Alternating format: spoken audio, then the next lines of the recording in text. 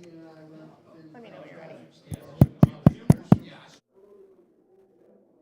At PNC Field. Testing, testing, 1, 2, 3. Testing, testing. I recognize this.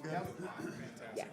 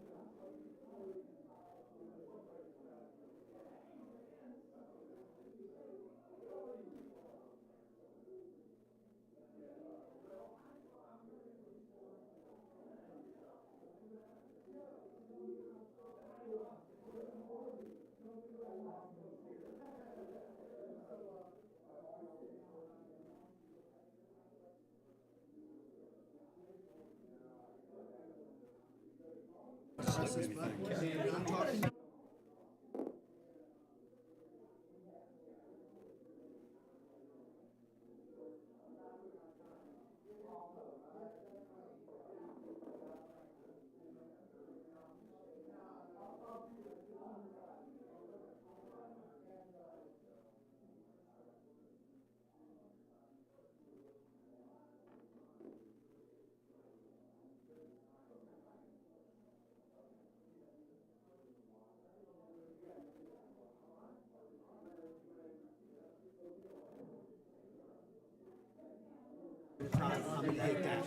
I'm done talking.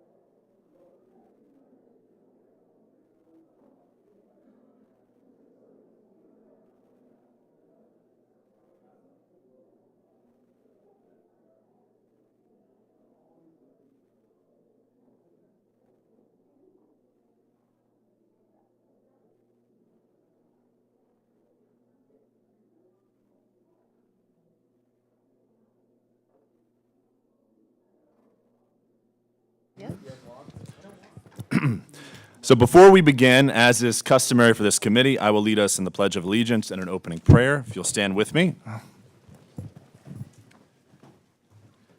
I pledge allegiance to the flag of the United States of America and to the republic for which it stands, one nation, under God, indivisible, with liberty and justice for all. For those who wish to do so, will you please take a moment to pray with me?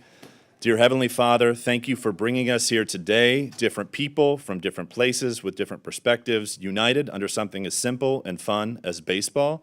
In a world so often divided, we are grateful for moments like this where a shared love for a game reminds us of what we have in common. We humbly ask for your blessing over our conversations today. May they be filled with respect, openness, and a spirit of unity.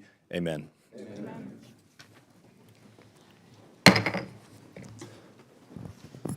Good afternoon, everyone. I now call the Small Business Subcommittee on Innovation, Entrepreneurship, and Workforce Development to order.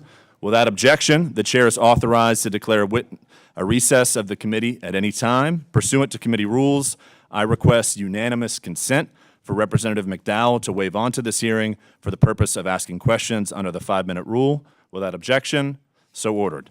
I now recognize myself for my opening statement. Welcome, everyone, to today's hearing entitled Beyond the Ballpark, the Role of Minor League Baseball and Economic Growth. With the annual congressional baseball game tomorrow, Capitol Hill is abuzz about America's pastime. This is our first hearing of the Small Business Subcommittee on Innovation, Entrepreneurship, and Workforce Development, and I thank Ranking Member Skolton for her partnership as we planned today's discussion. This hearing is focused on the economic benefit minor league baseball brings to communities across America.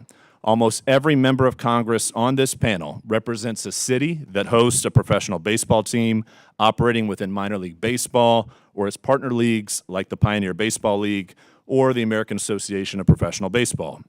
While only 27 of America's largest cities host Major League Baseball teams, fans of America's pastime are able to enjoy professional baseball in over 200 small to medium-sized cities across our country. Minor league ball clubs create significant economic impact opportunities for local businesses, and the teams bring enormous pride to the communities they call home. Some minor league teams are owned and operated by their major league affiliate, but the majority of minor league clubs qualify as small businesses and experience many of the same challenges our full committee has addressed, like access to capital, stable employment, and fluctuating sales. Minor league baseball organizations are unique in that they have little to no control over their roster of players and the product they put on the field. Instead, they must innovate to create affordable experiences that draw fans and families to the ballpark. If you follow MILB promos on Instagram or X, you'll see a steady stream of the innovative promotions minor league baseball teams offer, from bobblehead giveaways to $1 hot dog nights.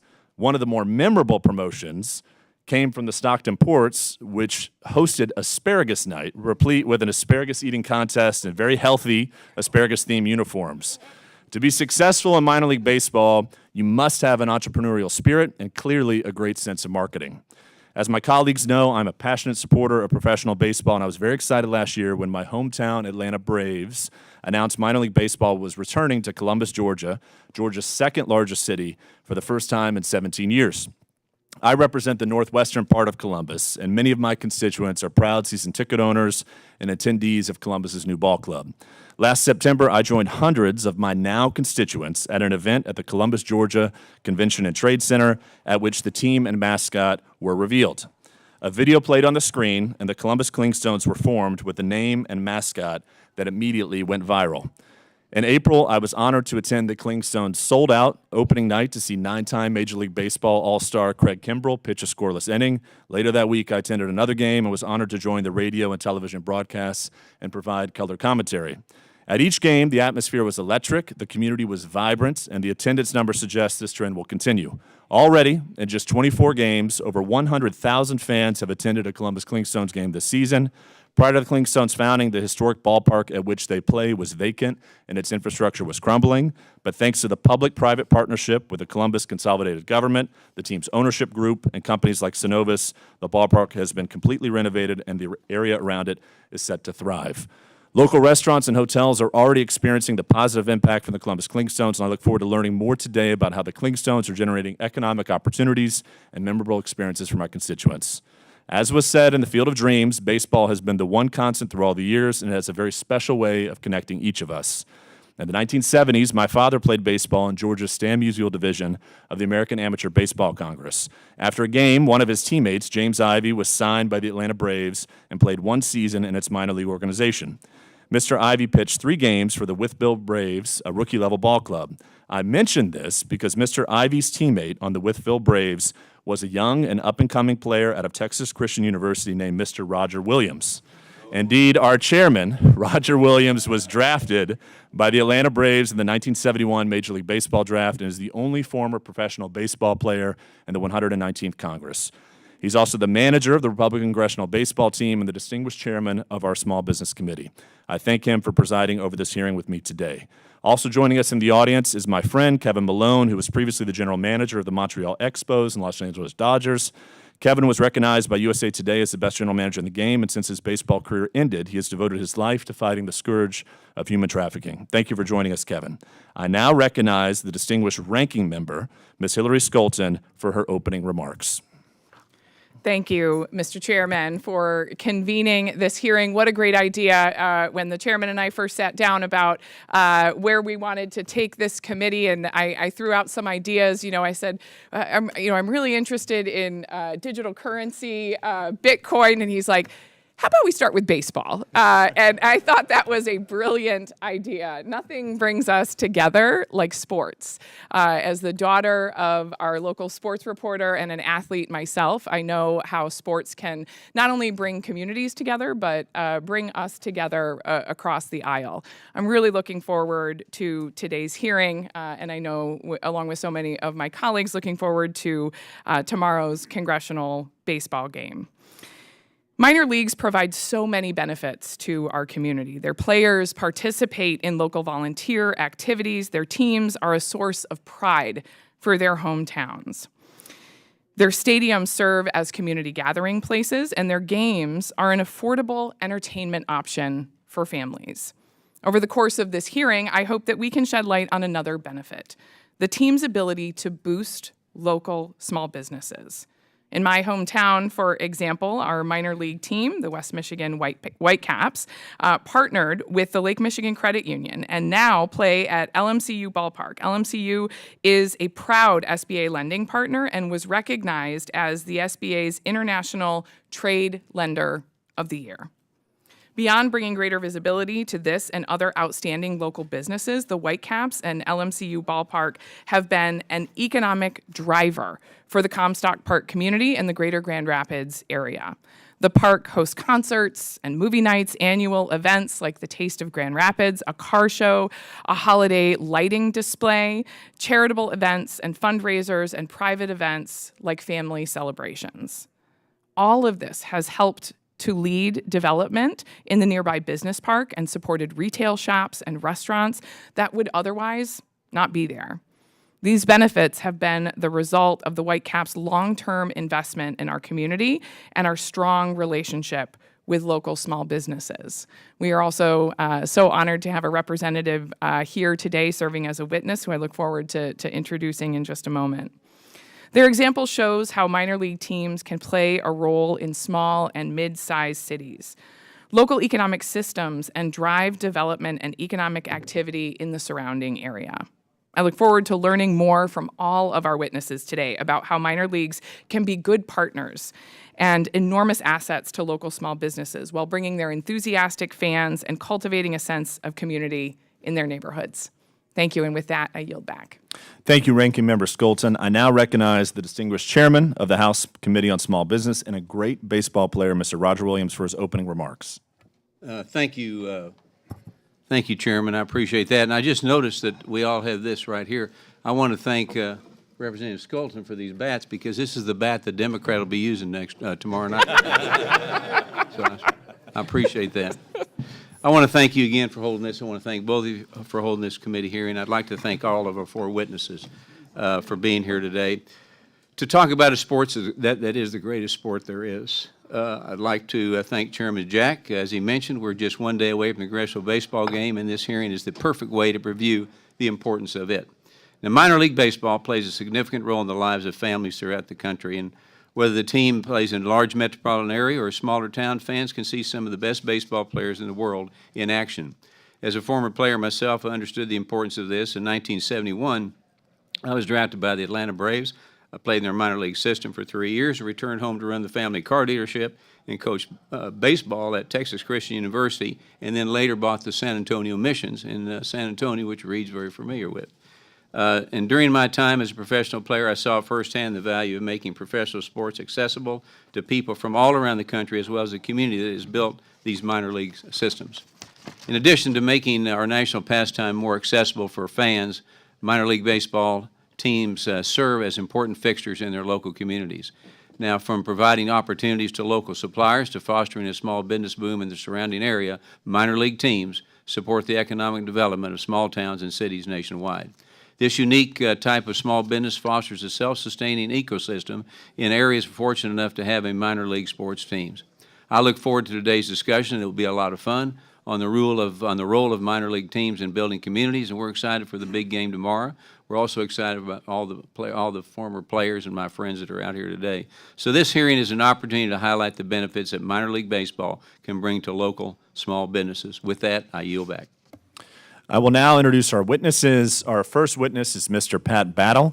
Mr. Battle is the executive chairman of Diamond Baseball Holdings, a sports management group that owns and operates 44 minor league baseball teams, including the Columbus Clingstones, the Wisconsin Timber Rattlers in Mr. Weed's district, the Scranton Wilkes-Barre Rail Riders in Mr. Bresnahan's district, and the Louisville Bats in Mr. McGarvey's district. Mr. Battle was previously the chief executive officer of Collegiate Licensing Company, the oldest and largest collegiate licensing company in the United States. He is a graduate of Georgia State University, a university I strongly support, and for generations his family has been involved in sports management. Mr. Battle, we are grateful you are testifying before our subcommittee today, and I now recognize my colleague, Representative Bresnahan, to briefly introduce his constituent who is appearing before us today. Thank you, Chairman. It is an honor to introduce our next witness, Mr. Lou Ciampi, Jr.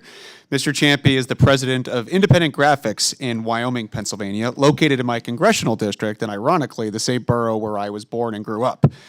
Independent Graphics was started by Lou's father, Lou Ciampi Sr., in 1980. Mr. Ciampi has been a full-time employee at his family business since 1986, starting as a sales manager and progressing to president. Independent Graphics is a proud partner of the Wilkes-Barre Scranton Yankees minor league baseball team, the Rail Riders. Through his extensive experience and knowledge of the print process and products, Lou has propelled sales volumes and has grown Independent Graphics dramatically during his tenure. Mr. Ciampi is also an integral part of our community. He is involved with charitable efforts such as the Luzerne County Jump-a-thon, indoor triathlons, and the Wyoming Area Football Alumni Association, which has locally raised hundreds of thousands of dollars for scholarships and equipment for high schools as well as Little League teams. Mr. Ciampi graduated with a bachelor's degree in economics from Dickinson College. Thank you for joining us today, and I'm looking forward to today's important conversation. I yield. I now recognize the chairman of the full committee, Chairman Williams, to briefly introduce our next witness. Thank you, Representative Jack, and I'm excited to welcome Mr. Reid Ryan, my friend, who is the owner and chief executive officer of Ryan Sanders Baseball in Round Rock, Texas. Now, just a real quick story I want to tell you about baseball history. This may never happen again, but it's a quick story. You may know who his dad is, Nolan Ryan. Well, 1992, was that right, Reid? 1992, Reid was pitching for the Texas Longhorns, playing an exhibition game against the Texas Rangers. Well, he was pitching for the Longhorns, and his opposing pitcher was his 44-year-old father. Pretty good. I don't know who won the game, though. Who won it? They did. Okay. Okay. But anyway, that's a unique part of history that you may never see again, father against father. Two great men. Reid, along with his dad, Nolan, his brother, Reese, and former Astros minority owner, Don Sanders, formed Ryan Sanders Baseball in 1998. Ryan Sanders Baseball founded two minor league teams, the Round Rock Express in 2000 and Corpus Christi Hooks in 2005. Mr. Ryan was drafted by the Texas Rangers during the 1994 Major League Baseball draft and served as president of the Houston Astros from May 2013 through May 2019. Mr. Ryan also serves on the Board of Trustees for Major League Baseball as a graduate of Texas Christian University. Go Frogs. So we're excited to have you, my friend, and we look forward to having a conversation today. Mr. Speaker, Mr. Chairman, I yield back.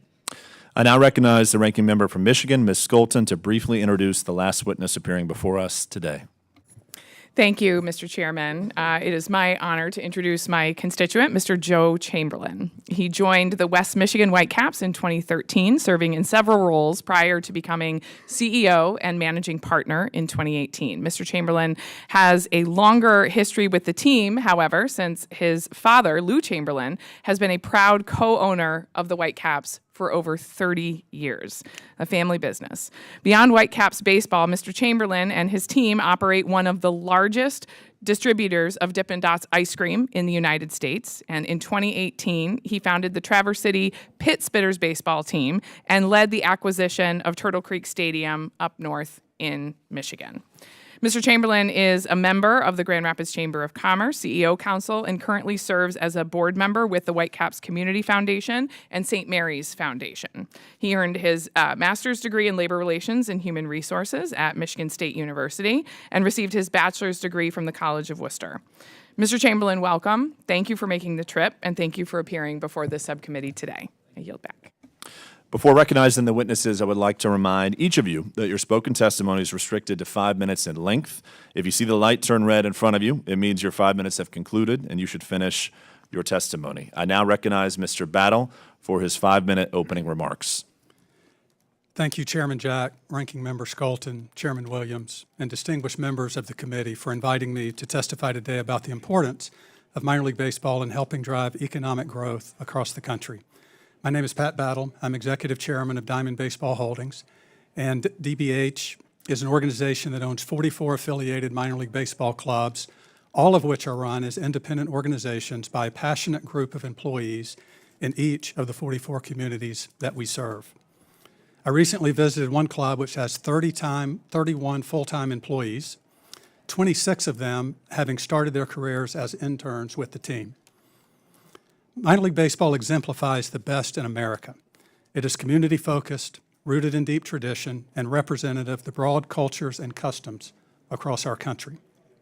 Most people wouldn't know that minor league baseball is the second most attended sport in the U.S., welcoming more than 30 million fans through its turnstiles each season, which is why I'm grateful to this committee for shining the spotlight on minor league baseball today, and why I'm proud to share with you our mission, along with my colleagues at the table, our mission to protect and to preserve and to enhance minor league baseball, and through that, to fuel small business economic development and growth for generations to come. Minor league baseball reaches many different constituencies and represents something uniquely special to each group. For Major League Baseball and the 30 big league clubs, the minor leagues serve as a training ground for developing its future stars. The second group are the professional baseball players themselves, where minor league baseball represents their opportunity to achieve lifelong dreams as the path to make it to the show. DBH relishes its role in supporting those dreams through close collaboration with Major League Baseball and our local municipal partners. The Major League Baseball Hall of Fame is full of great players who got their start in the minor league system. Willie Mays played in historic Rickwood Field in Birmingham, Alabama. David Ortiz in Appleton, Wisconsin. Aaron Judge in Scranton, PA. I could go on and on about the number and the thousands of Major League Baseball players that began their professional journey in the minor leagues. A third group impacted by minor league baseball are the 120 communities who host affiliated minor league baseball teams. The stadiums in which the teams play serve as centers of energy in these communities and represent an important and vibrant gathering spot for its local citizens. At DBH, it is our desire for these stadiums, in addition to hosting roughly 70 professional baseball games a year, to also host many events such as concerts, high school state championships, graduations, weddings, corporate outings, and the list goes on and on. In April, I was proud to attend the opening of the new minor league stadium in Columbus, Georgia. Columbus has welcomed, as Chairman Jack said, more than 100,000 fans to the ballpark in just 2 months, and importantly, we anticipate that Synovus Park will create more than $10 million in annual economic impact. And the community impact extends beyond just what happens inside the stadium. We are proud of our planned $250 million mixed-use development in Congressman McGarvey's district in Louisville, Kentucky, in close partnership with Mayor Craig Greenberg and the Louisville Metro government, The project will revitalize downtown and create more than 1,000 jobs for the local economy. The fourth constituency impacted by minor league baseball are the fans. At DBH, we believe we are in the memory-making business, and we strive to do that in a fun, affordable way for families, friends, and colleagues. Affordability and accessibility are a top priority in minor league baseball, with the average ticket price to a game still under $15. That's 1.5. Our approach is to execute in a hyper-local manner, celebrating the nuances which make each of our communities special and unique.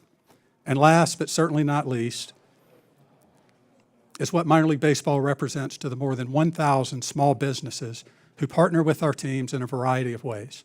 Whether through advertising, sponsorship, vending, and more, these partnerships broaden their relationship with fans, with other businesses, and with the community as a whole. I hope I've given you a sense today of why we are so passionate about minor league baseball and its wide-reaching impact in bringing communities together. Mr. Chairman, thank you for engaging in this important conversation and for recognizing what minor league baseball means to your constituents. Thank you. I now recognize Mr. Ciampi for his 5-minute opening remarks. I'll try that again. Thank you to all the members of the committee, and especially to Mr. Rob Bresnahan for inviting me here today. It's greatly appreciated. My name is Lou Ciampi Jr. I'm the president of Independent Graphics. We are a family-owned and operated printing and direct mail company located in northeastern PA. This year, we proudly celebrate our 45th year in business. The company was founded by my late father, Lou Ciampi Sr., and Reid, if it's any consolation, he always won too. It is now owned by my brother Jim and me. I joined the company full-time in January of 1986 as sales manager, and I've since assumed the role of president. Over those years, we've grown from 5 employees to 35 full-time employees, and we run 2 shifts. We have been honored to work with the Scranton-Wilkes-Barre Rail Riders since 2008. During this partnership, we've completed numerous interesting and time-sensitive projects that have helped shape our company's reputation and capabilities. One of the earliest and most memorable projects involved Roger Clemens. In 2008, Roger came down to AAA for a rehab assignment. When he threw out the first pitch, a photo was taken. The photo was emailed to Independent.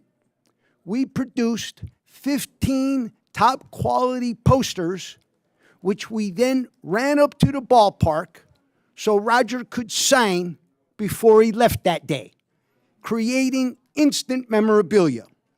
And no, my friend John Stevenson at the ballpark did not give me one of these collector's items. So thank you, John. In 2012, the ballpark underwent major renovations. And opening night of the 2013 season was a milestone event. Once again, in the first inning, a photo was emailed to Independent Graphics. This time, we produced 5,000 8x10 photo quality prints, which we printed, threw in the car, and ran up to the stadium in time to hand out to the fans as they left the field that night. Same night, a true rush job. When we were introduced to the Rail Riders, they were owned by Mandalay Entertainment. I had the great pleasure of meeting Mr. John Spolstra, who was the architect of the Play Ball program books. The Play Ball program books were unique for each game. So game 1 of the season was played. After the game, the updated statistics would be emailed to Independent Graphics. We would print unique program books overnight and deliver the next day for the game. Today, Speed to market is more than a motto. It's our standard, and the Rail Raiders partnership help us define it. Beyond business, the relationship has held deep personal meaning for our family. We are both a vendor and a sponsor. Our signage has proudly been displayed at the ballpark, and we've rented a suite for half the home games each season. Sundays at the park became a cherished tradition for the entire Ciampi family. My father, a passionate Yankees fan, especially Yogi Berra being his favorite, relished every visit. We've had the pleasure of meeting legends like Roger Clemens, Dwight Gooden, Darryl Strawberry, and Reggie Jackson. Memories that will last a lifetime. This Saturday, June 14th, we will celebrate Independent Graphics' 45th anniversary in the left field party box at PNC Field. What a party it's going to be. Thank you so much for your time and allowing me to share our story. Thank you. I now recognize Mr. Ryan for his 5-minute opening remarks. All right, thank you, Chairman Jack, Chairman Williams, Ranking Member Schulten, and the committee. Hello, my name is Reid Ryan, and I'm the CEO of Ryan Sanders Baseball. And I'm honored to be here today to discuss the positive impact that minor league baseball has had on communities across the country. Baseball has been a lifelong passion for me. As Roger said, my father, Nolan Ryan, is Major League Baseball's all-time strikeout leader and all-time no-hit leader and a member of the National Baseball Hall of Fame. When I was born, he was pitching for the New York Mets, and shortly after that, he got traded to the Angels, and we spent time in California and with the Houston Astros and with the Texas Rangers. After playing college baseball at the University of Texas and then at TCU, I was fortunate enough to get drafted by the Texas Rangers and assigned to the Hudson Valley Renegades in Poughkeepsie, New York, a team that Mr. Battle owns today. That experience marked my very first minor league game. Having grown up in the big leagues, I was amazed at the fun, family-friendly environment that minor league baseball offered. I couldn't believe that this type of entertainment existed all over the country, and yet I had never experienced it until I played in my very first game. Over the next 2 years, I played in the New York Penn League, the South Atlantic League, and the California League. Traveling across the country, I got to witness the same thing in every single market, from the East Coast to the West Coast. Families and communities coming together around the game of baseball. And it wasn't just about the sport, as many people mentioned here today. It was about affordable family fun, community pride, and a sense of belonging. And so when my playing career ended, I set my sights on becoming an owner of a minor league team. And in 1998, at 26 years old, I discovered a Houston Astros club in Jackson, Mississippi that was for sale. They were playing in an aging ballpark, and they needed to be closer to Houston, Texas. And so I assembled a group, I secured a loan, and I purchased the ball club. Little did I know my efforts would help spark a renaissance in minor league baseball and the game of baseball in our industry. So in 2000, we opened the Dell Diamond in Round Rock, Texas. We built a major league quality stadium on a minor league scale. It was one of the first times this had ever happened to the game. And then since then, I've owned and operated several clubs across the country, including the Corpus Christi Hooks, the San Antonio Missions, and the Fayetteville Woodpeckers. Along the way, I've spent time in the major leagues working with the league on various committees and serving as president of the Houston Astros, as Roger Williams discussed. I share all this to illustrate that I have seen this game literally from every angle, and I always return to my love of minor league baseball.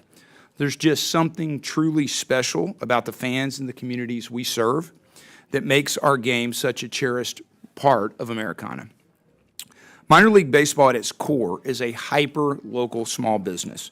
Our games are played in front of fans at the ballpark and not for people on TV. The fans, the sponsors, the staff, they're all deeply involved in the local community, and the ballpark often becomes the front porch of these towns. It's the place where folks go to watch baseball, but more importantly, visit with their neighbors, connect with friends and loved ones. So throughout my career, I've been fortunate to build new stadiums in 4 different markets around the country, and I'm currently working on my 5th right now in San Antonio, Texas. And in every one of these cases, the local community has benefited. In Round Rock, the ballpark spurred development of restaurants, hotels, and businesses. And in fact, we have one of the world's largest indoor water parks, Kalahari, across the street now. In Corpus Christi, another water park was built, a concert venue and a restaurant opened. And in Fayetteville, North Carolina, we had downtown living and a hotel emerge adjacent to the stadium. And in San Antonio, we're in the process right now of working with the city and county on a TERS that will include downtown living and hotels as part of the project. In every instance, the ballpark has revitalized or spurred growth in the surrounding areas. And so one of my favorite sayings has always been from the former First Lady, Lady Bird Johnson, and it's derived from the Bible: to whom much is given, much is expected. That's how I feel about my role in minor league baseball. And I'll close by saying that it has been my goal and my family's goal to always leave the game in our communities better than we found it. And by investing in minor league baseball and the areas around our stadiums, we've improved the quality of life in our local communities, and we've helped many small businesses grow. Thank you very much. Thank you. I now recognize Mr. Chamberlain for his 5-minute opening remarks. All right. Chairman Jack, Ranking Member Skolton, and members of the subcommittee, I'm honored to be before you today to share my story and, most importantly, to talk a little bit of baseball. This was certainly an exciting, albeit unexpected, invite for me to receive, and when I received it, my wife Dana insisted that I make sure you all had the right guy. Here's to our spouses keeping us humble. My name is Joe Chamberlin, and I'm the CEO and managing partner of 2 baseball franchises that call the great state of Michigan home, the West Michigan Whitecaps and the Traverse City Pittsbitters. Both Traverse City and West Michigan are incredible communities and incredible sports markets. For me, baseball has become the family business. The Whitecaps were founded by my dad, Lou Chamberlin, and his business partner, Denny Baxter, in 1994. Lou was the quintessential entrepreneur, and with the help of many along the way, he spent the better part of 10 years on a journey to make his dream a reality for his West Michigan community.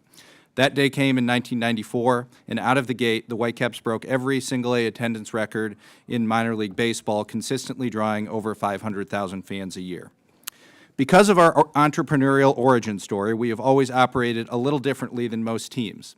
Lou was the idea guy, not the capital guy. And based on a strong business plan and proven success in another market, he formed a partnership and raised the capital needed to purchase a team and build our ballpark. And because of that history, we own our privately funded stadium and can proudly say that no taxpayer dollars were used for its construction in 1994 or for upkeep since. It's unique for a club to be actively run by its entrepreneurial founding family, and we have always taken pride in being sports owners who are actively involved at every level of our team's success. The success of the Whitecaps in the early 90s proved that our community could support professional sports teams in vibrant stadiums, and in the years following our inaugural season, Grand Rapids has been lucky to see other teams and amenities added to our city's roster. The collective impact of all these teams saw Grand Rapids recognized as the best minor league sports market in the country in 2019, and we are extremely proud that the Whitecaps proved the thesis that sports-centric infrastructure investment and economic development works in West Michigan. Today, both the Whitecaps and the Pittsbitters are hyper-local, small to medium-sized companies that have incredibly symbiotic relationships with their communities. If you want a barometer on the health of a community's small businesses, look no further than its stadiums. Our outfield walls are filled with sponsorship inventory, and those are filled with small businesses advertising what they do.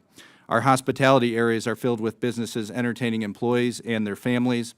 And on game days, our stadiums are full of local employees of all ages earning competitive wages.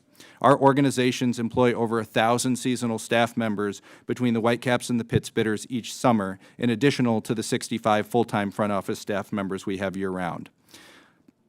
In total, we estimate the local economic impact of the Pittsbitter exceeds $10 million a year, while the Whitecaps contribute over $40 million annual to the West Michigan community. While there has been a lot of success, as you all know, running a small business is hard, and our industry has felt that pressure over the last few years. Although specific policy issues are not on my agenda today, I do think it's worth stating a few observations. First, uncertainty is the enemy of nearly every small business out there. To the extent that legislators at both the state and federal levels can steer a steady ship, allowing businesses like mine to have predictable inputs and consistent regulatory environments, I can assure you that people like me will thank you and work hard every day to create more jobs, invest in communities, and spur economic development. On the topic of economic development, which I'm working very hard on at the state level, I think it's also important to recognize how truly transformational a sports team can be for its community when done right. As opportunities arise, please continue to consider practical and pragmatic policies and programs that help keep minor league baseball teams thriving across the country. The returns on those kinds of initiatives are significant in so many ways. And in closing, I want to thank the committee for this opportunity and for highlighting our incredible industry. As a family business owner, I tend to take the long-term view and seek sustainability where I can find it. That philosophy has served us very well in an industry with such a rich history that has proven for generations to be one of the best forms of affordable, family-friendly entertainment out there. Who knows if either of my sons, Crawford or Becker, will ever have an interest in this wonderful world of minor league baseball, but for the foreseeable future, my job is to ensure these franchises remain vibrant for the next generation of Whitecaps and Pittsburghers fans, and to ensure that we keep all the fun minor league baseball can offer thriving in our communities for decades to come. Thank you. We will now move to the member questions under the 5-minute rule. I recognize myself for 5 minutes. Mr. Battle, thank you for testifying today. The team you have assembled, especially my friend Henry Shepard, represents Diamond Baseball Holdings incredibly well. With your acquisition of the Fredericksburg Nationals this week, your portfolio now includes 44 minor league baseball teams. How is Diamond Baseball Holdings providing affordable experiences to fans across each market? Thank you, Chairman Jack, for that question, and thank you for the comment on Henry. Henry and the team that we have assembled at DBH, we are very proud of, and they represent our teams and the sport very well. You know, I think that everybody's talked about, providing affordable entertainment. You know, I mentioned in my opening remarks that the average ticket price to a minor league baseball game is under $15. Minor league is probably the only professional sport that you can attend, a family of four can attend for under $100. And I think that that's very important. And when we think about our teams and the 44 clubs that we own, that, as I said, operate as independent clubs in each of their communities, they each have the same mission, and it's to provide fun, affordable, family entertainment to its local fans. And every community is different, every community is special, every community has its own nuances, but providing that fun, affordable, family entertainment experience to the fans is what we're all about. And that's how we win. And so I think that as we think about that mission, fun and affordable are the first two words that we use and think of. Thank you, Mr. Battle. Mr. Ryan, thank you for testifying today. I'm working closely with your former colleague, Derek Schiller, on an issue. Since you both won a World Series ring, I will not ask who was the better team president.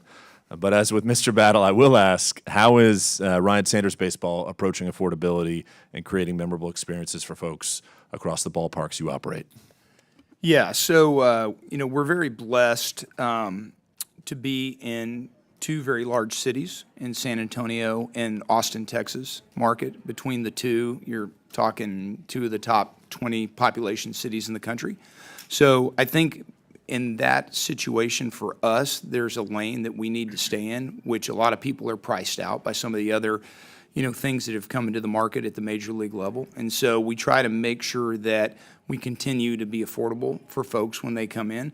But also we know that being at AAA and AA, that the travel schedule is a little bit different than A-ball because we're flying people around the country and we play a few more games, and so it's a balancing act. But we continue to work hard at it because it is the lifeblood of this industry. Thank you. And thank you, Mr. Chamberlain, for testifying today. The Detroit Tigers are the best team in baseball. Many of their players today started their careers in Comstock Park, Michigan. Tarek Skubal won Major League Baseball's Cy Young Award last year, but in 2018, I understand he was pitching for your West Michigan Whitecaps. How are you approaching affordability with respect to fans in the area? Thank you, Chairman. As a minor league baseball club, I think affordability is paramount to what we do. As some of the other folks have mentioned, it's very easy to lose focus on it and start chasing high dollar ticket prices or increasing food and beverage costs. For us, it's keeping the North Star, which is, can a family of four get in and out of the ballpark for a very reasonable price? So as a business, it's certainly a push and pull. You have to create inventory and you have to do things that keep you moving forward. I think in our business, we're a little bit unique in that we know we cannot lose sight of that family of four and price them out. So it's definitely something that we're aware of and that we work very hard to maintain on a year-over-year basis. Thank you. My last question, Mr. Battle. Although today's hearing concentrates, of course, on the economic impact of minor league baseball, could you illuminate for this panel how the facilities at which minor league baseball teams play serve their communities outside of baseball? Yeah, it's a great question, and it's a, it's a goal that we have at DBH. We operate, basically run roughly 70 professional baseball games a year, but these stadiums are the centers of energy in most of these communities, and so we are actively involved, and Ranking Member Skolton talked about several of the things that happen in minor league baseball stadiums, but with concerts, with movie nights, with just all of the things, with weddings and graduations and corporate outings, and having the opportunity to amplify and to highlight our stadiums 365 days a year. In Charlotte, North Carolina, it's the Charlotte Knights, AAA White Sox. There's a 30-day winter wonderland that takes place from December 1st through January the 1st. And last year, tens of thousands of citizens in Charlotte came into the stadium. It was lit up. There was an ice rink in center field. That's one example of the many ways that we're working beyond baseball to create these special memories for the citizens in the community. I now recognize the ranking member for 5 minutes of questions. Thank you, Mr. Chairman. Mr. Chamberlain, my first question is for you. The Whitecaps are a privately owned team with a 3-decade history in our community. And I know that the team is planning to continue being a part of that community for decades to come. We certainly hope so. What lessons could other communities take from the Whitecaps experience that might be good practices for maintaining strong, long-term partnerships with local small businesses around them? Thanks for the question. I think it starts from the top, and as an owner, it's our responsibility first to ensure that that is part of the organization, and it needs to trickle down to the staff, and everyone needs to believe in the importance of a club being committed to being locally integrated. For the Whitecaps and the Pit Spitters, I think that process starts for us. We have a diverse group of minority owners in both markets who are community members and are so proud to be affiliated with our organization that they help us achieve that local integration. I think you also have to know the community that you operate in and operate in a way that encourages collaboration. So many of these items have been listed here today, but even doing the kinds of events outside of baseball that allow fans to come into our ballparks, experience them in a different way. In 2014, we had a fire at our ballpark, and half of it burned down. The first few people to arrive at the ballpark were season ticket holders who just wanted to be there to help in rebuilding the ballpark. And that's one of those moments where you're impacting the community. And finally, I think the pricing structure that we've talked about a little bit is also an important factor. In both West Michigan and Traverse City, you look at our outfield boards and you see everybody in the community. So we intentionally have a way for everyone in our small business community to play in our ballparks, and that helps us achieve that local integration. Thank you. Sticking with you briefly, minor league team affiliations with their major league partners help pay for players and coaches, but the teams still need to cover costs, including costs for the fields, equipment, uniforms, travel. You started getting to know the business side of the Whitecaps as a college student and have seen that business grow and diversify. I'm wondering if you can share any strategies or tips for ensuring minor league teams are profitable and sustainable as a business. Thank you for the question. We have some great owners and operators up here, so I won't preach to the choir. I think every market is a little bit different, but at the end of the day, one of the things that I love most about minor league baseball is that our business model is relatively straightforward. We create value by creating a brand that our fans love interacting with, and the more engaging we can be, the better. We also create value by inviting fans into our ballparks to enjoy baseball games, and the more fans we can invite in, the better. On both of those fronts, I think the number one thing that has been a positive factor for us as a business over the years has been having great people doing great work. So just like a lot of businesses out there, our success is based on the success of our staff, and the Whitecaps have been incredibly lucky over the course of 30 years to have one of the best staffs in minor league baseball helping us be a fantastic franchise. Thank you, and that was a great lead-in because my follow-up is to open the question up to the rest of the panel and share some of your insights and particularly how we as a small business committee and legislators more generally can both help in that extent, even and most often it is oftentimes staying out of the way. So what can we do as legislators to help support?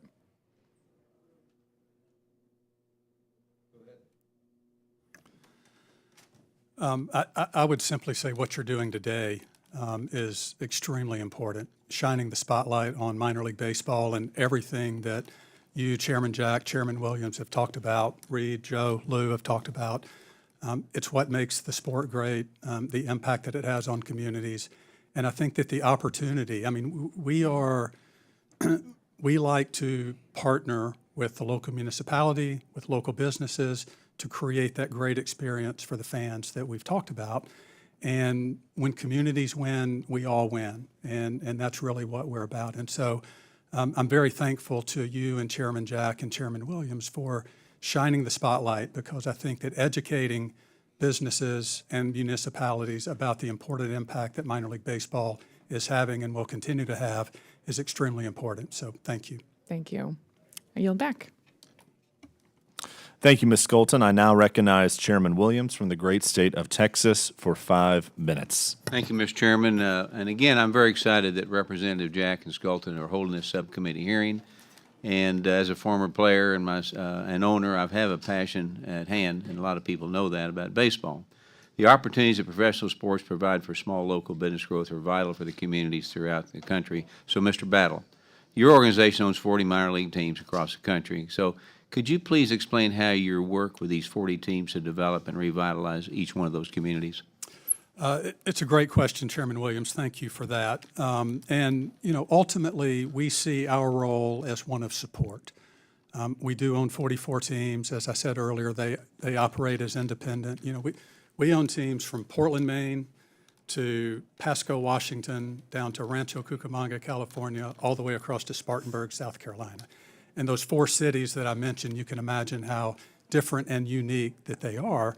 And our role, we see it as providing to our teams on the ground, to the 25 to 35 employees that we have on the ground that live there every day, how can we provide them with the resources that they need to accomplish the mission, which is to provide that fun, affordable family entertainment experience to their fans. And so we work very closely with our teams to amplify best practices across the portfolio, to provide advanced technologies, including common point-of-sale systems in food and beverage and our merchandising that allow customers to go through lines quicker and to make it easier. So those are examples of the things that we can provide to our teams to help make them more successful in achieving their mission.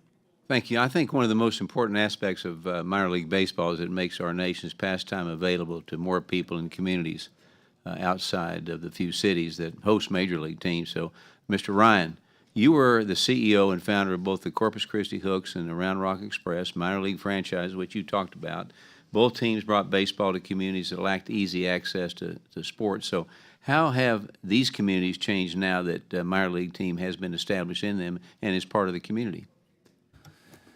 Yeah, you know, I think people don't realize what they're missing until they get a team in their community. And it's really about quality of life. And I think, you know, as Pat was saying, every market is very different. And so in Corpus Christi, they had never been able to sort of get something that could bring the community together. And unfortunately, in a divided, society today, in a lot of ways, there are few things that do bring everyone together. Sports teams do that. Teams win a championship and everybody's high-fiving and hugging each other on the street. And that's really what we saw in Corpus Christi is, first and foremost, it brought the community together in a way that had never been done before. And then it was fun to see the development around the stadium. The city really jumped on the ballpark and created a C district, which was sports, entertainment, and arts. And they've now clustered all of their amenities into one area of town and really created a unique destination. The city was known for being sort of a regional summertime vacation place, but they lacked anything really to do at night. People would go to the beach or go to the aquarium, the USS Lexington, but then at night they didn't really have anything to do. And now you're seeing that with a concert venue and the stadium and some other stuff.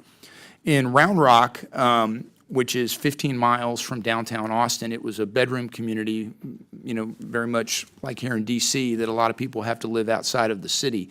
And so people were wanting amenities for kids and families in their community because folks would go downtown, go to work, they'd fight traffic back home, and then if they wanted to go back to, a game at UT or something, they were fighting traffic again, and they were spending hours in the car. And so for the city of Round Rock, this was a way to anchor people to their community, to have a quality of life aspect that they had missed. And what came out of that was a big growth with the water park and with concert venues and with their own Old Settlers Park. So it's been fun to watch.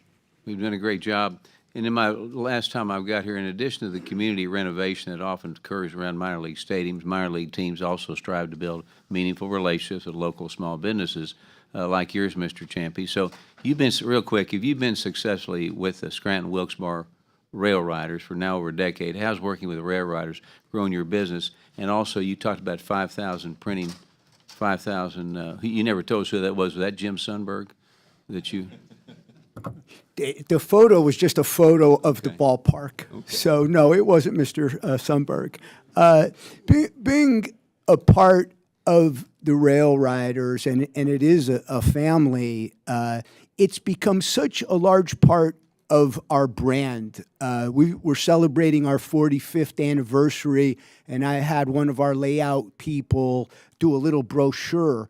And almost kind of to my surprise, one full page is dedicated to stuff that happened up at PNC Field. So it just brings nothing but good vibes for the champions. Thank you. My time is up. I yield back.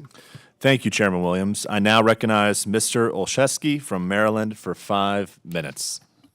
Thank you very much, Chairman Jack, and to Ranking Member Skolton for convening this. I want to thank all of our witnesses as well for being here today. Been in training myself for my first congressional baseball game. I have my friend and colleague, Representative McGarvey, to thank for that. He's a recruiter in addition to being one heck of a catcher and team player on the Democrat side. So looking forward to being part of the tradition here on Capitol Hill, and excited to be part of this conversation on minor league baseball. Mr. Chairman, Chairman Williams, I wish you luck tomorrow. I'm really hoping that you're going to need it, though. So, I think my bat's going to be a little bigger than that, my friend. So we are proud in Maryland, which I'm lucky enough to represent, to have 3 minor league baseball teams. We have the Chesapeake Bay Sox, we have the Aberdeen Ironbirds, and we have the Delmarva Shorebirds, all of which are affiliates of my hometown team, the Baltimore Orioles. We're excited about the ways in which our teams generate tourism revenue and boost our local economy outside of Camden Yards and at a better, more convenient price point for a lot of our families as well. This partnership supports Maryland and the Mid-Atlantic region as one of the most economically vibrant and budget-friendly regions in the U.S. We know that you all are not strangers to America's pastime, nor the opportunity that's created when we make baseball more accessible for all to enjoy. The teams that you help manage and help develop provide a large cultural and economic benefit to the communities they call home. So I want to thank you again for your work in this space and for supporting small businesses. I will see many of you on the field tomorrow. Go Dems, go O's. I do have two quick questions, and I don't want to be redundant, so just building on some of the points earlier, Mr. Ryan, you mentioned C districts in regards to community revitalization and infrastructure, building around the stadium. There was also some conversation about how these are meeting grounds of bringing the community together, particularly in these divided times. Just wanted to give any of you the opportunity to speak a little bit more about what actions you take to specifically help cultivate maybe specific programs or outreach efforts to build that sense of community in your spaces, and then also if there are any other like-minded development or infrastructure projects like the C District that you mentioned. I'd love to hear about that. Yeah, well, I'll take that one to start. As I said in my opening statement, we look at our role in the community as the community betting on us and our expertise to come in and be the people that are entrusted in this great game of baseball. We all own teams, but really we don't own anything. You can't own the game of baseball. You're just entrusted with it for a time period. And one of the things we try to do is make sure that everyone in the community gets to use the stadium. So in Corpus Christi, we played a lot of high school baseball games there. In fact, we drew 21,000 fans to see two teams from each side of the town who's going to go to the state championship. We had a local business, Myra Sports, who played a high school tournament every year. In Round Rock, Texas, we have the state high school championships there, but we've also worked with the Austin Rodeo to do bulls in the ballpark where we do bull riding.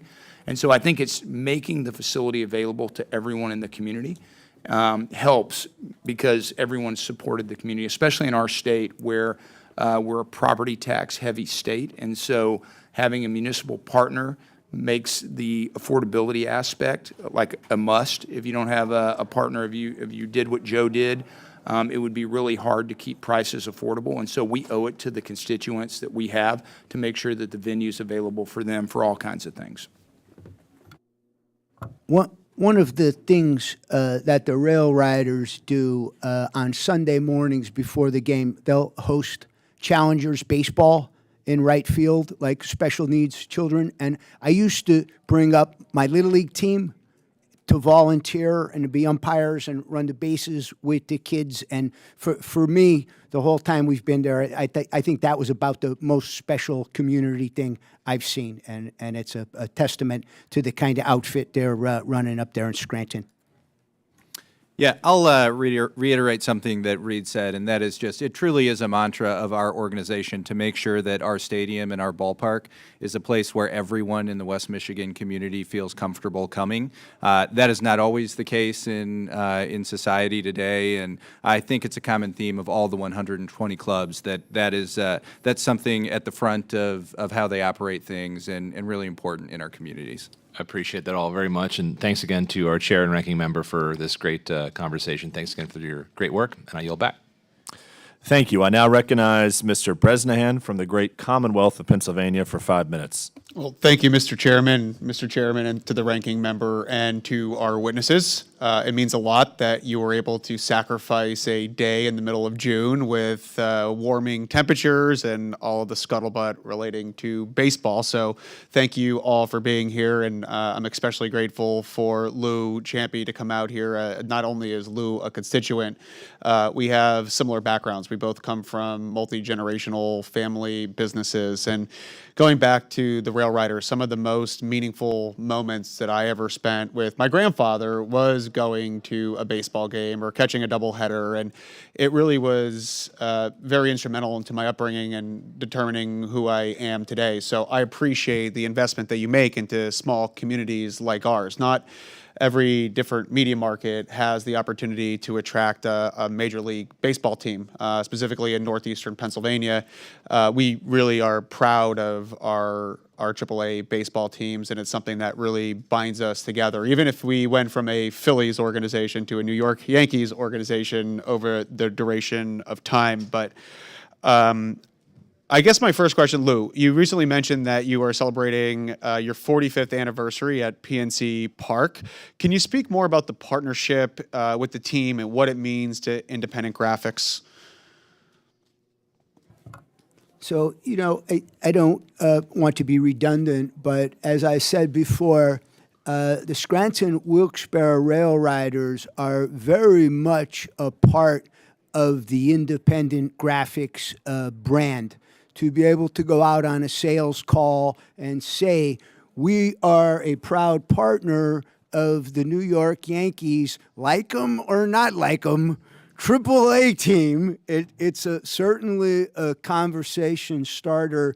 Some of the unbelievable memories up there, one in particular, the day that we met Reggie Jackson. Now, I've heard that some days are not so great to meet Mr. Jackson, but on this particular day, we caught him on a good day.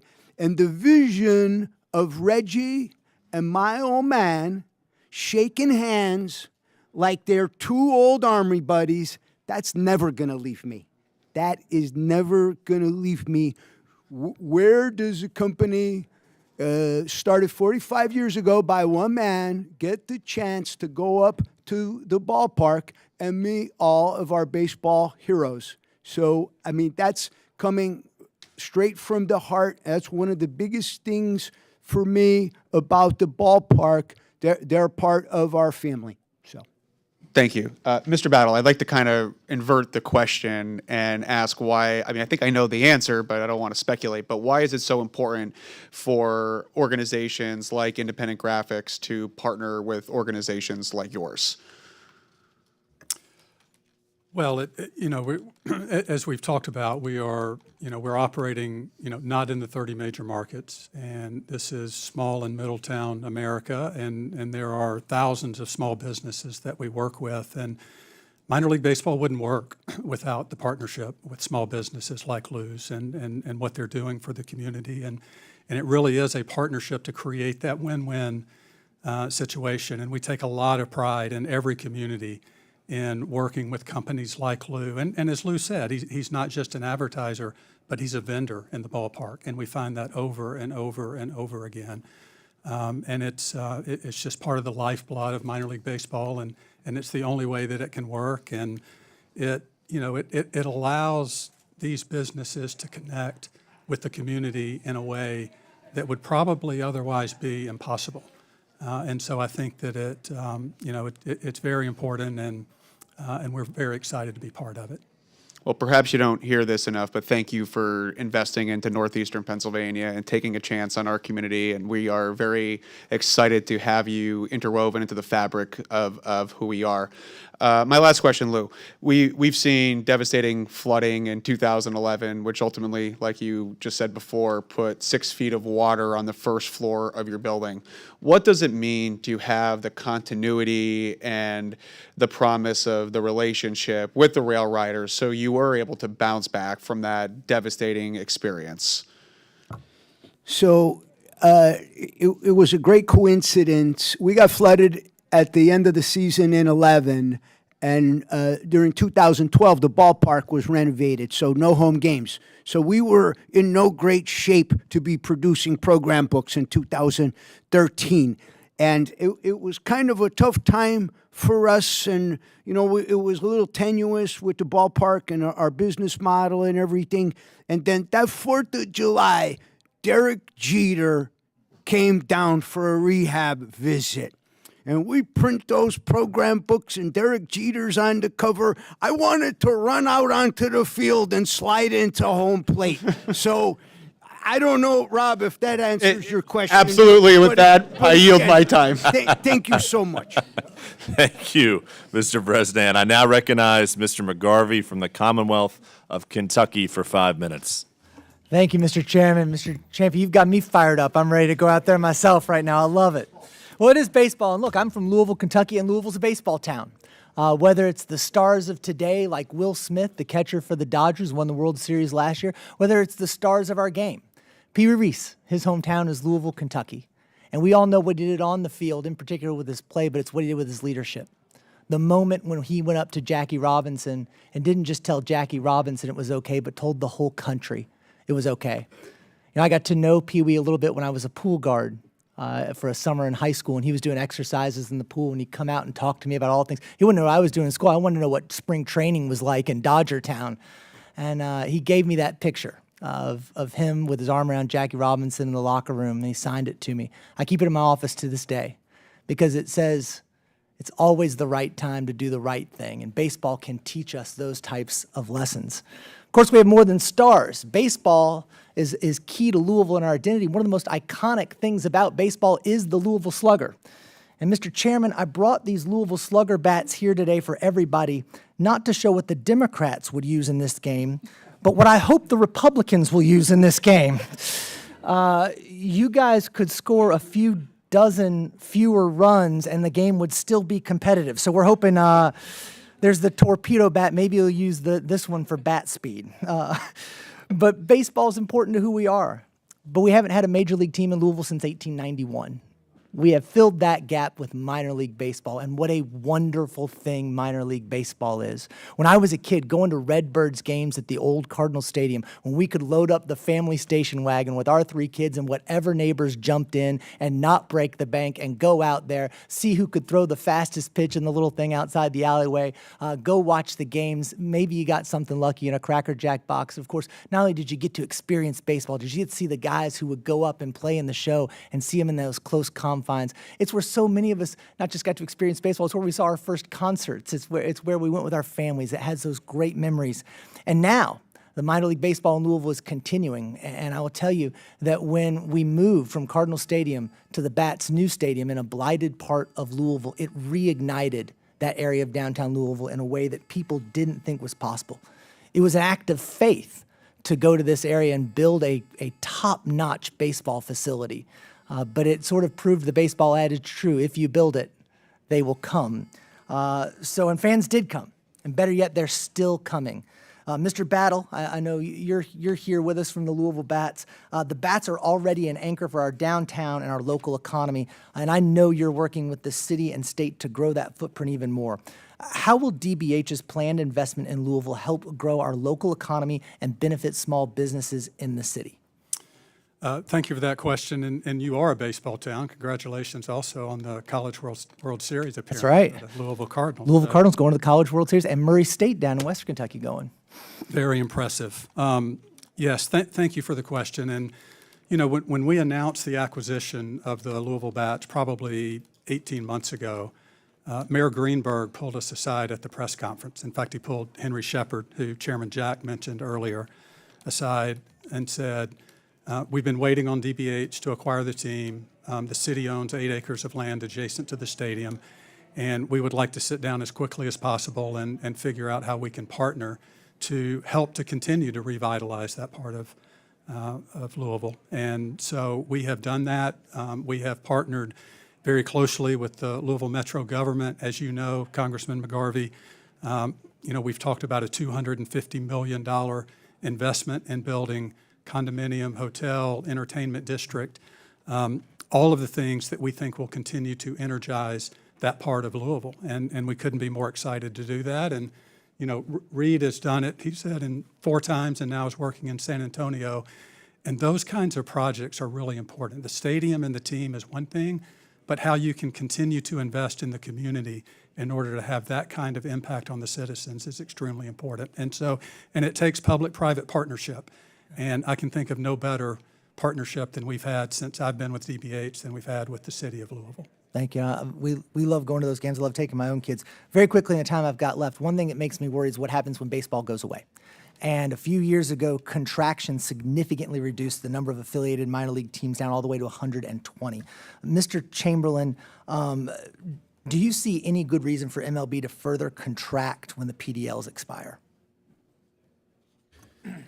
Well, I don't think I'll necessarily have the answer on that one. I think it was a tough time for our industry when we experienced that contraction from 160 down to 120, and one of the hardest parts of it was seeing affiliated baseball leave 40 markets. There were certainly some reasons for who stayed and who didn't go. The way I would answer your question, even in those markets that lost baseball, what you see is that baseball is coming back in some way, shape, or form. And I think that's a testament to what this sport can do. It will find a way, and that's a great thing for communities just to keep it in some way, shape, or form. Mr. Chairman, my time has expired. Thank you. Thank you, Mr. McGarvey. I now recognize Mr. Weed from the great state of Wisconsin for 5 minutes. Thank you, Chairman Jack, and to all of the witnesses for testifying before us today.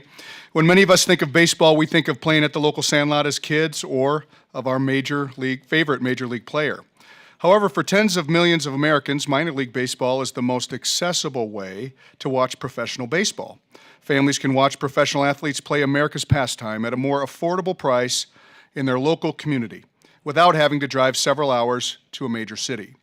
My district, I'm honored to represent Wisconsin's 8th Congressional District, is home to the Wisconsin Timber Rattlers. During the minor league baseball season, thousands of fans gather to watch the Timber Rattlers play at their home stadium in Appleton. This creates an environment for small businesses to thrive, whether a local restaurant or landscaping company, a facility maintenance company, or even the team itself. Minor league teams across our nation foster hundreds of millions of dollars of investment for their local economy. So, Mr. Battle, earlier this year, your company, Diamond Sports Holding, purchased the Wisconsin Timber Rattlers from my good friend Craig Dickman.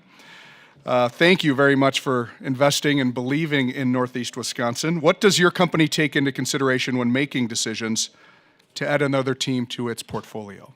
Yeah, great question. Thank you for that. And we are very excited to be in Appleton and to now be the proud owner of the Timber Rattlers.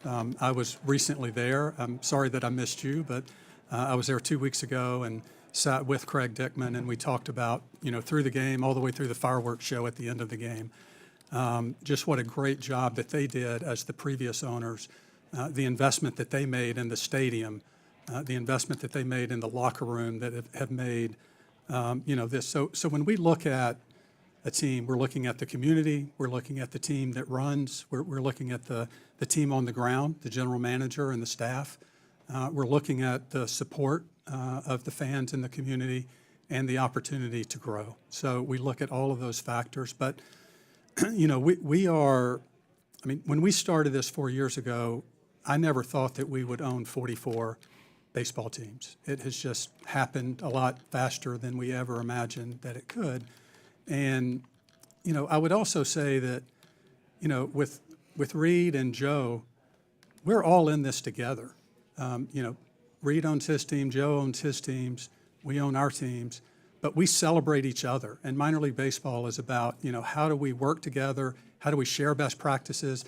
If Reid or Joe are doing something that works, you can bet that the next game we're going to copy it, and we're going to be looking at that as well. And so we look at every community, but we also work together across all of the ownership groups to make sure that we can take and learn and apply best practices. One of the other things that everyone notices is the community partnerships that you all do. Developing that and helping out in the community is so invaluable for our town, for sure. What efforts has your company undertaken to support its minor league team, of Appleton area and the development with the community? Well, we've only owned the Timber Rattlers for about a month, so more to come on that. But as we think about investing in the communities, whether it's through advanced technology, one of the things that we're trying to do is to provide a major league experience to minor league fans. And as you think about, when you go to a big league ballpark and the grab and go and all of the technology that exists, if we can invest in that infrastructure and provide that to our teams, to our stadiums, and to our fans, it only enhances the experience. And so those are the kinds of, in addition to the investment in infrastructure and real estate and stadium improvements that we make, but how can we invest in technology and other things that only enhance the experience of the fans? Thank you. Mr. Ciampi, it's great to see businesses being, a part of the minor league baseball, and obviously I love your passion. I was ready to go play some baseball after listening to you there. But how does having a minor league team in your hometown, how does that impact your business and the community at large from your perspective?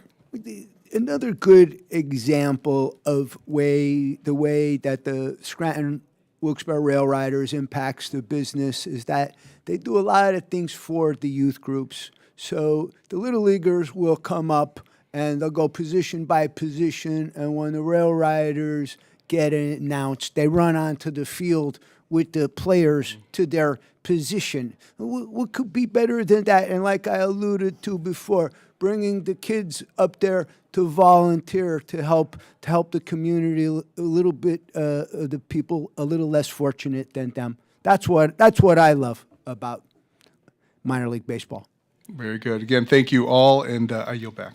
Thank you, Mr. Weed. I now recognize Ms. McIver from New Jersey for 5 minutes. Thank you so much, Chairman and Ranking Member, for convening this hearing, and thank you to our witnesses for being here today. Minor league baseball teams play a critical role in connecting communities, supporting local businesses, and preserving the cultural fabric of cities across America. Minor league teams such as New Jersey's own Sussex County Miners, Somerset Patriots, and the Jersey Shore Blue Claws, just to name a few, have played just as important a role in families developing lifelong memories at their games as their major league counterparts. It's essential that federal policies create an environment where these teams and the small businesses that rely on them can thrive. These teams and the bustling small businesses that grow around them represent jobs and community pride. They deserve our support and partnership. With that being said, I have one question to the entire panel. We've seen that smaller independent and affiliated minor league teams often struggle with access to capital, particularly when compared to their major league counterparts. What traditional financing strategies do minor league teams currently use for funding, and how can these funding streams be improved? I'll jump on that. So we've always had a portion of private money that has been part of our municipal deal with the local municipality and our portion of the capital, and we've always used a local bank, just community banks, and we've carried bank debt, as any other business would on our teams. And so I think, as everyone here has said, whether it is Value Bank in Corpus Christi or our bank in Round Rock, we always try to find a local banking partner to be affiliated with and to actually keep the money in the community. Thank you so much for that. Yeah, I would agree with that. In West Michigan, our naming rights partner is Lake Michigan Credit Union, and they also happen to be our lending partner. We're a little bit unique in that we own the team in addition to owning the ballpark and the real estate. So in a way, we own our own house and have always been able to leverage that house to help get projects done. We're at a unique place right now where we're 30-some years in and working on an infrastructure project that could be upwards of $65 million when all is said and done. And so I'm working on very pragmatic and practical economic development solutions at the state level to help privately owned venues get those sorts of projects done, especially if they spur value-add economic development. So I think it's a really important topic, and thank you for the question. Thank you. Thank you so much for that. Anybody else care to chime in? No? Well, I just want to thank each of you for being here, and I will say this has been in my time in Congress, one of the most joyful committee hearings that I've been in since I've been here. So thank you all so much for coming here and being with us today. With that, I yield. Thank you, Ms. McIver. I now recognize Mr. Petronis from the great state of Florida for 5 minutes. Thank you, Mr. Chairman. And Mr. Chairman, thank you very much for doing this. Thank you to the Clemstones for breaking the Wahoo's 11-game losing streak. 9-2, a little bit of bragging rights for the Wahoos. But this isn't about me. This is about this guy sitting on the front row, my son Theo. I was a horrible athlete in school. I never understood what coordination was, but now my life is controlled by his baseball and where we go and what we do and our schedule, and he's eat up with it. And however you're communicating to this generation, he's an excited part and consumer of the sport, the products, the support, the fanfare, and it keeps him out of trouble. It keeps him out of trouble. So I really appreciate,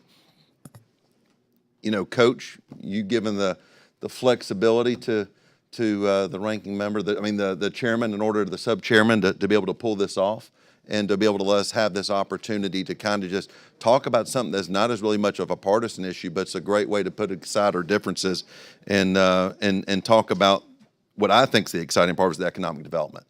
So I'm a hospitality guy at heart, and and then you get those fights. It's kind of like an open question. We get in those fights in our community. Years ago, we tried to recruit the Sand Gnats to my hometown. And so then you get the finger pointing because there's bed tax dollars. There's all these different ways. You have the way to bring in resources to bring this in for a landing. And so now I'm in Congress. The Wahoos is part of my district over in Pensacola, and I'm excited. But, again, being able to take that opportunity of that investment, that commitment to be in Pensacola, other suggestions how we take it to the next level in order to encourage more economic opportunity. We try to be versatile with the facility to do other things with it, but I got a bunch of experts sitting in the room. I'd love to hear what else I should be advocating for in this position to help my sport at home. Well, thank you, Mr. Chairman.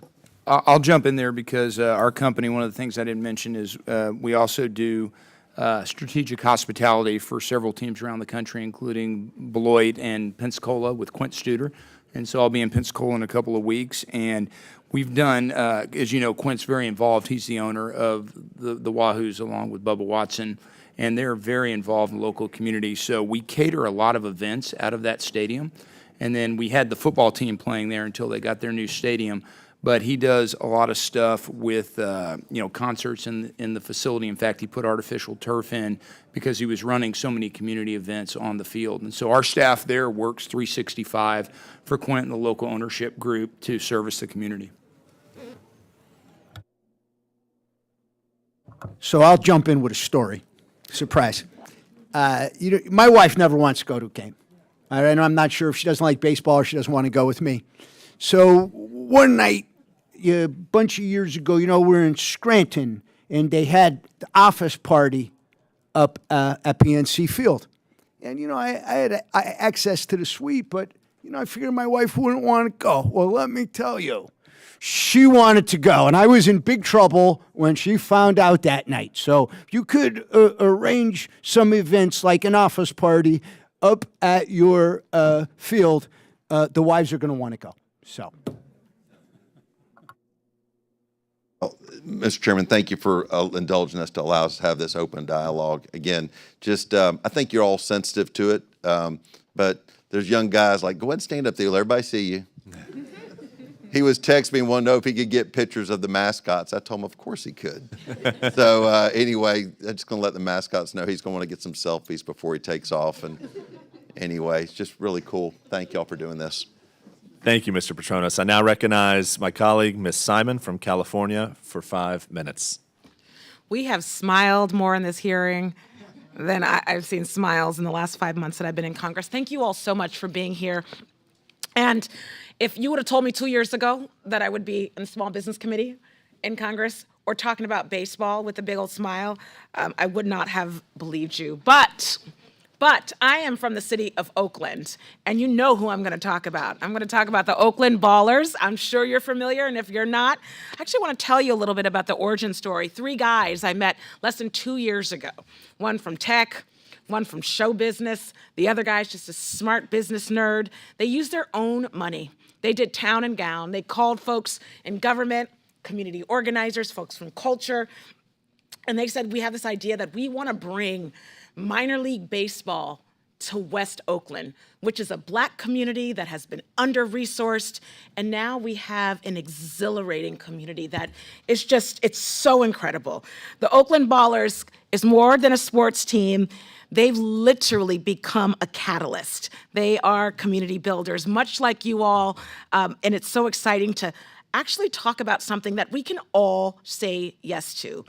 America and baseball and apple pie, and literally some good politics. In their first season, the Ballers brought nearly 100,000 fans to Raimondi Park, a baseball field that was literally in disrepair. No one could practice or even go on the field. They spent literally tens of thousands of dollars in the first 6 months engaging community and figuring out a way forward, like many of you have done, going to city council meetings and talking to planning commissions, and again, figuring what's in your savings and drawing down from your 401ks. Baller founders, we see you. The park is now used for Little League championships, high school tournaments, and movie nights, which none of us could have thought possible. This kind of community investment breathes new life into neighborhoods. It's created opportunities for local small businesses and has built something that my city so desperately has needed, community pride. The team is now community-driven and fan-owned, like we've talked about today.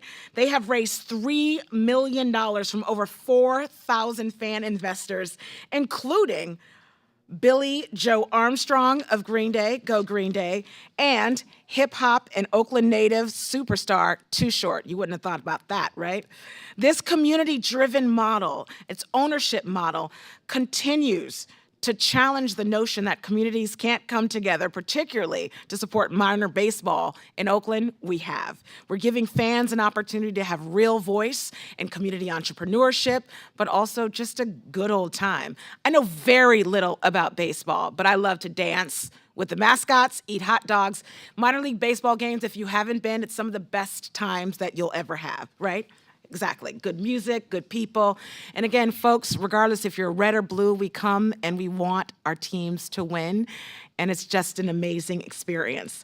Oakland's past is rich with championship teams, as you all know, but in recent years, we have seen professional teams move away from our community. The Ballers, those three guys, 4,000 sub-owners, came in together to preserve baseball and provide a safe and affordable and fun gathering space for residents. I can talk on and on about the Ballers because you can tell that I'm so blessed that we have, again, the entrepreneurship spirit here that we're seeing on this panel in our community. But I've learned a lot, watching the Ballers work, watching them work with communities. And Mr. Chamberlin, I have just a quick question for you. You talked about, again, the innovation opportunities in communities when minor league baseball comes into town, to community. What are some of the lessons that folks can take away from this community-centered model of minor league baseball and how they can better support small businesses? You talked a little bit about this today, but a couple of lessons that we can take on. Yeah, I would thank you for the question, and I don't know a lot about the Ballers, but I've read a little bit, and it's an incredibly cool story, and is a great example of organic baseball finding a way to survive in a market that is truly an incredible baseball market. For us, being a very community-centric team, I think it starts with truly just being a place where everyone wants to be. We don't view LMCU Ballpark as our ballpark. We view it as the community's ballpark. And again, I don't want to go back to the same story I already told, but when you have a tragedy like the fire that we had in 2014, and literally have season ticket holders coming to donate to the rebuild, you know that you've struck a chord in a community. And if I would offer any advice to your district and to Oakland, it would be, hey, they've struck fire, and let's help them be successful, because they've proven that they've got something that can work, and with some community support, it's going to be an incredible thing. Thank you. My time is up, but I yield back. Thank you all for being here today. Well, thank you, Ms. Simon, and I appreciate you mentioning the Ballers. They play in the Pioneer League, which features quite a few teams from the great state of Montana. So I now recognize Mr. Downing from the great state of Montana for 5 minutes. Thank you, Chairman Jack. And thank you to the witnesses being here today. I just want to say I'm looking forward tomorrow to participating in this nation's great pastime as we see the congressional baseball team once again dominate, on the Republican side with the leadership of Chairman Williams here. So looking forward to that. And just one thing I want to suggest to the witnesses: if you have any scouts, pay close attention. If you're looking for a new shortstop, give me a call. So back in my home district of Central and Eastern Montana, we have no local Major League Baseball sports teams. For context, the nearest Major League Baseball stadium, the Colorado Rockies Coors Field, is 550 miles away from Billings. Minor League Baseball is our only opportunity to take our families out to the ballpark to watch a professional baseball game. I'm going to start with Mr. Battle. Your company, Diamond Baseball Holdings, operates over 40 teams across the country, including in small cities in Middle America like Des Moines, Omaha, Wichita. Can you speak to the important role that minor league baseball plays in bringing professional sports to locations in Middle America that are overlooked by major sports leagues? No, it's a great question, and I think that is one of the the real benefits of minor league baseball is to bring life to those communities. We talk about the centers of energy that those stadiums represent. And I can't remember if Reid or Joe talked about it. We represent affiliated minor league baseball teams, and there are 120 of those. But there are so many different leagues, like the Ballers that we just talked about, so many different leagues and so many different minor league professional teams that are playing in communities around the country. And they are equally important in terms of the impact that they have on their communities and in bringing the communities together. Well, can you speak to that? How do minor league teams that you operate engage with local schools, with youth baseball teams to promote the sport? Yeah, again, great question. And I can't say that this is across the board, but if you go to a typical minor league baseball game, there's probably a youth group from a local church or a local school that's singing the national anthem. Mm-hmm. There are, every night, teachers are honored, veterans are honored, and the opportunity to bring the stadium to the community and the community to the stadium is extremely important. And I think that in many cases they're one and the same, and they really do work together, and that's how our teams are trying to promote that in each local market. And so how do you not just entrench each team in their local communities, but build out the relationships with local businesses, with fans? How are you doing that? Yeah, we have great staffs on the ground that I talked about. In many cases, I mentioned the example earlier in one of our communities that of the 31 full-time employees, 26 started as interns. And there's just a passion. One of the things that I've always loved, even in the time that I spent in the college space, I've always loved the passion of the employees in minor league baseball. It's just different. Mm-hmm. It's not easy. If you're in the pro leagues, there are a lot of inbound calls. In the minor leagues, you have to go out into the community. You're going into the local businesses, into the schools, into the churches, and you're engaging the local citizens, and that's what it's all about. And so in all of our teams, we have a general manager, we have a ticket seller, we have sponsorship sellers, we have people that operate the park. One of the other things about minor league baseball employees that's so amazing is that they, in many cases, wear 4 or 5 hats. They could be selling tickets during the day and pulling tarp at night when it rains or behind the concession stand. And there's just an esprit de corps in minor league baseball that is very special. Before I run out of time, I've got to change hats too. So yeah, here we go. So Montana is home, and I've got a little swag here. The Billings Mustangs. Montana's home to 5 minor league baseball teams, including the Billings Mustangs in my home district. Mustangs provide affordable, family-friendly entertainment throughout the summer, attracting over 105,000 fans annually to Dealer Park. So, Mr. Battle or Mr. Ryan, in your respective roles, you've experienced running minor league teams in smaller media markets. What have you found works best for keeping fans engaged and bringing them back to the ballpark throughout the season? I'll start with Mr. Ryan. Yeah, I think the promotions that were talked about early is always fun to have those things. But also, it's knowing the history of the club. I think, so many people in Billings, they were a Reds affiliate forever, have had so many of those guys go to the major leagues, start their pro career in Billings, and people build deep relationships with those players, and they keep them for a lifetime. And so I think just the game itself is and will always be the draw because it brings people together. Outstanding. Unfortunately, I've run out of time, so we'll get back to you. And Mr. Chairman, I yield. Thank you very much. And I now recognize my good friend, Mr. Addison McDowell from North Carolina, for 5 minutes.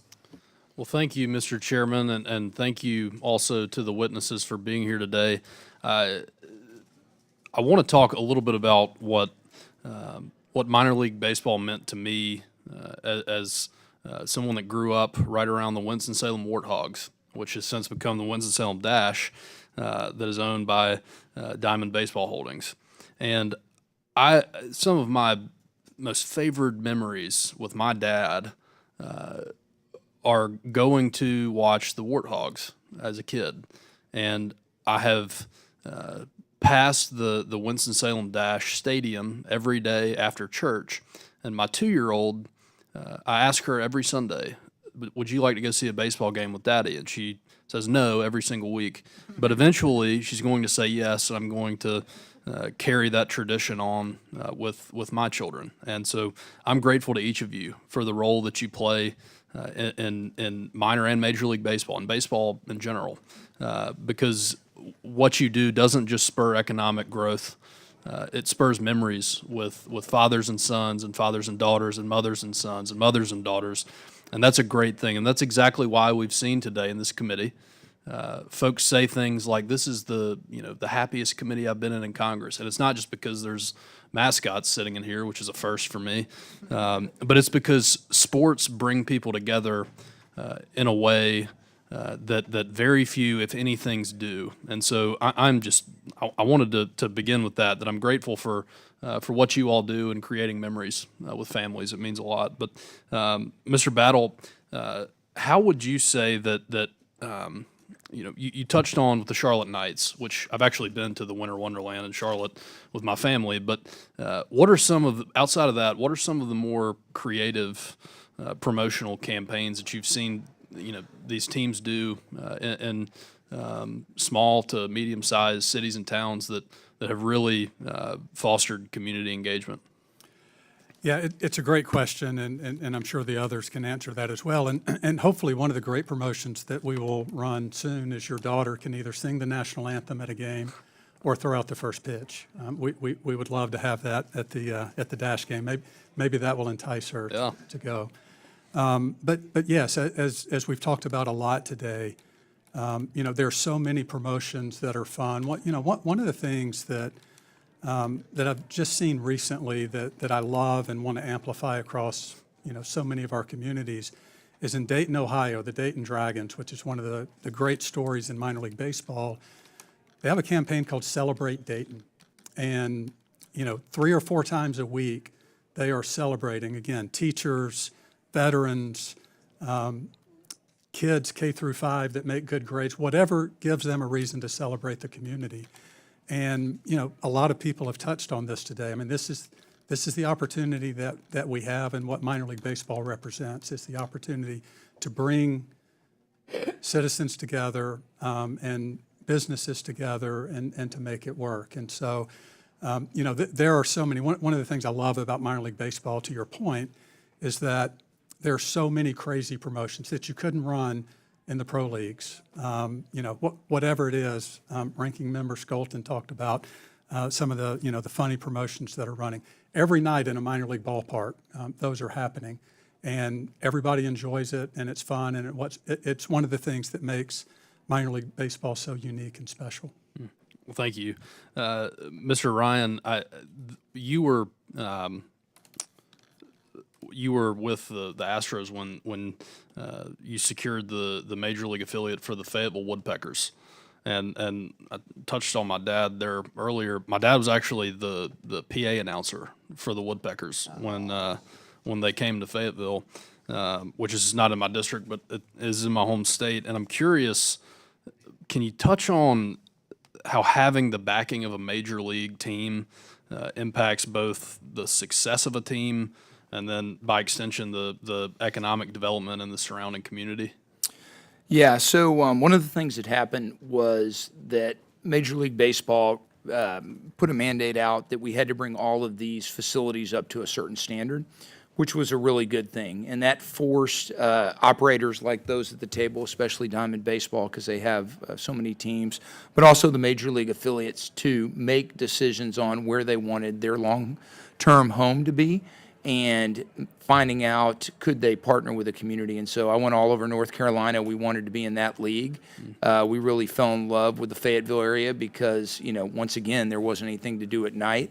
We heard a lot of the guys on base got in trouble, and that the local community wanted something not just for the families, but for them as well.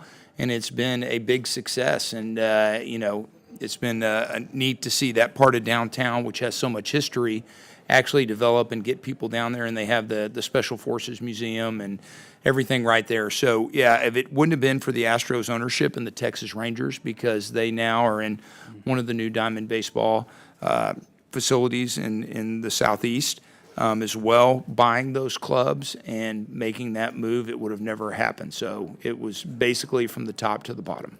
You got it. Well, Mr. Chairman, my time's expired. Well, thank you very much, Mr. McDowell. And again, thank you for waving on today. I will now recognize our ranking member, Ms. Skolton, for brief closing remarks. Thank you so much, Mr. Chairman. And briefly, just to conclude, and thank you to all of our witnesses for coming here today to elevate the importance of minor league baseball. Your work in our community really serves to strengthen the small business economies that surround them and bring our communities together. Play ball. Thank you very much. And I'll now recognize the chairman of our full committee, Chairman Roger Williams, for a brief closing remarks. Well, I want to thank all of you for being here. This has been great.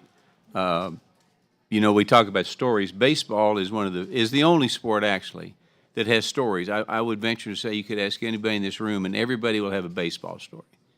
Not everybody's going to have a football story or a basketball story, but they got a baseball story, and we've heard that, and that's what makes it special. Also, I'm always remembered that baseball. You know, you go back in the time. Well, right now we see what's happening in Los Angeles today. It's a mess. But we're also talking about the congressional baseball game tomorrow. You go back to World War I. Baseball drew us out of World War I. Baseball kept going to World War II. Baseball and President Bush kept us going in 9/11. So that's the kind of sport it is. It is the American sport, and no other sport has got that. And then the other thing I always remind people, baseball is the only sport that has a play in it called sacrifice. And that's what America's about. So I'm glad to have all of you here, see my friends. Baseball is the greatest game.